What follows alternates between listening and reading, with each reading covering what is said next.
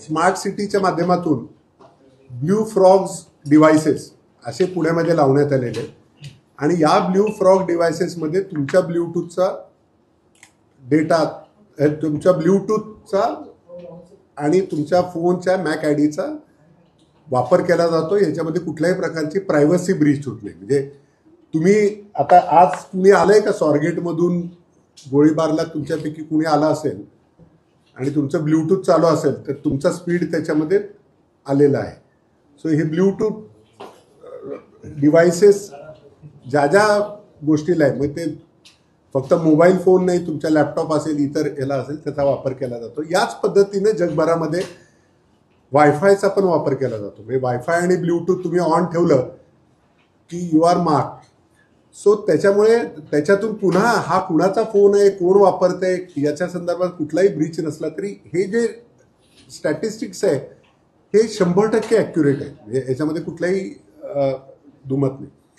आता आपण junction wise जर सुरुवात केली गोळीबार मैदान, तर मला वाटतं आपण व्हिडिओसुद्धा लावू किंवा गोळीबारचा आहे का फोटो? गोळीबारला आपण बघितलं असेल स्वारगेटवरून येताना एक आम्ही लेफ्ट फ्री केलेलं आहे. त्या लेफ्ट फ्रीमुळे त्या सिग्नलचा टायमिंग कमी झाला. पुढं जाऊन ममादेवी जिथं सिग्नल आहे तिथं रस्त्याची रुंदी आहे ना, तो लेफ्ट फ्री दिसत असेल. ममादेवी चौकामध्ये काही एका रुंदीला रस्त्याच्या मध्ये 5 लाईटचे दिवे होते, ते काढून त्या ठिकाणी आपण रस्त्याची रुंदी वाढवून दिली. पुढे जाऊन भैरबा नाल्याला आपण बरेचसे चेंजेस रस्त्यामध्ये अगदी छोटे छोटे छोटे बदल केले. ममादेवी सिग्नल आपण बंद केला. आपण सोपान बाग ते रामटेकडी याच्यामध्ये रस्त्याची रुंदी वाढवली. रामटेकडी ते रामटेकडीच्या पलीकडे जो जाणारा आहे तो आहे का, माझा फोटो आहे काय बघा, तो त्यात दिसतोय. तर तिथे डिवायडर्स मध्ये घेऊन आपण तिथे रस्ता ब्रिजवरती मोठा केला. आणि रवी दर्शनच्या इथे जर आपल्याला आठवत असेल, रवी दर्शनच्या इथे, तर रवी दर्शनच्या इथे डाव्या बाजूला लक्झरीज लागत होत्या. तिथे एक कट्टा होता मोठा, तो कट्टा काढल्यामुळे एसटी स्टँड आतल्या बाजूला गेलं.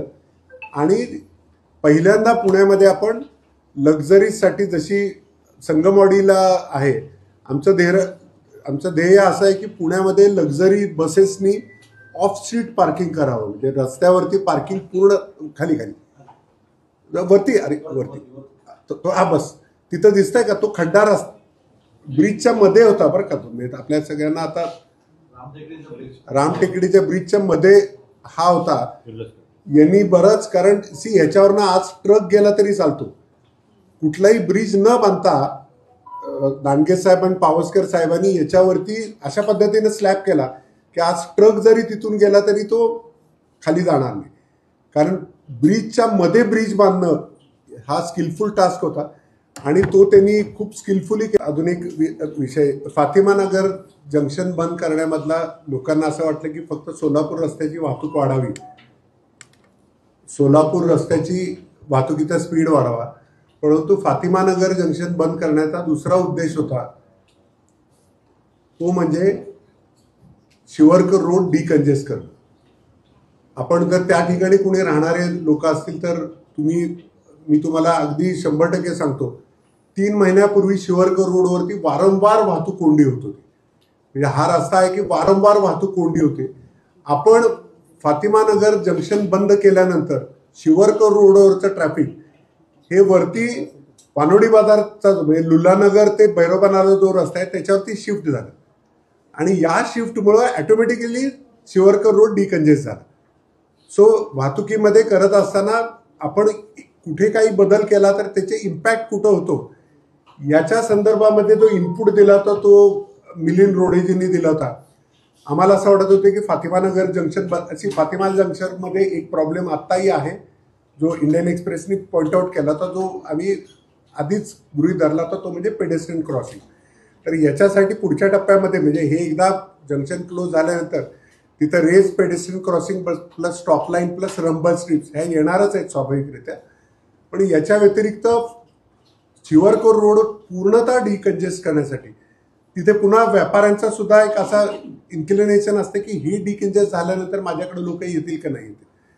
तर जंगली महाराज FC रोड ज्या वेळेला आपण डिकंजेस्ट केलं होतं त्यावेळेला असाच एक जनरल ॲप्रिहेन्शन व्यापाऱ्यांच्या मनामध्ये होतं की याच्यामुळे डिकंजेस्ट झाल्यामुळे आम्हाला त्रास होईल, परंतु तसं होत नाही वास्तविकरित्या.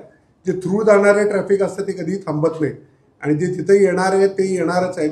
व्यापारावरती त्याच्यामुळे काही विशेष परिणाम होत नाही. आता सांगितलं तो आम्ही एक टास्क म्हणून आम्ही तो घेतला होता की आपल्याला तिथं सुधारणा करायची, वाहतुकीची कोंडी होतीये, वाहनांचा वेग हा कमी होतोय काही तिथल्या कारणांमुळे, त्यामुळे आपण हा टास्क घेतला होता आणि अतिशय सुंदर. किंबहुना मी असं नमूद करू इच्छितो की मनोज पाटील साहेब आल्यापासून महापालिका आणि पोलिसांमधला समन्वय अतिशय सुरेख झालेला आहे. म्हणजे कुठलेही इश्यूज असतील तर आम्ही चर्चा म्हणजे रेग्युलर संपर्कात असतो, कुठे काय इम्प्रुव्हमेंट्स करता येईल काय नाही. तर सोलापूर रोडला काय ऍक्टिव्हिटीज आपल्याला करणं आवश्यक आहे वाहतूक सुधारण्यासाठी आणि सगळ्यात ती परिस्थिती. तर आता तो मध्ये जो पुलावरचा विषय निघाला तिथे 2 ठिकाणी खाली जायला जिने होते, त्या जिन्यावरनं लोक जर तिकडे आसपास जे राहतात ते जिन्याचा तो वापर करत होते, पण ते आता डिफंक्ट झाले होते जिने.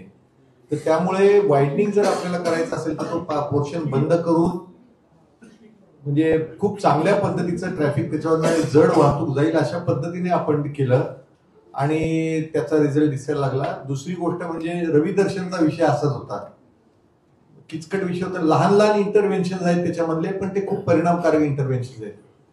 तर अशा सगळ्या पद्धतीने सोलापूर रोडचा आपण जर बघितला तर स्टॅटिस्टिक्स आहेत आपल्याकडे की चांगल्या समन्वयाने आणि आपण ज्या छोट्या छोट्या शॉर्ट टर्म म्हणूया आपण याला, it does not cost much आणि it doesn't take much time, ह्या अशा छोट्या इंटरव्हेन्शन करण्याने आपण खूप चांगला परिणाम साधू शकतो. हे या सोलापूर रोडच्या उदाहरणावरून आपण सिद्ध करू शकलेलो आहे.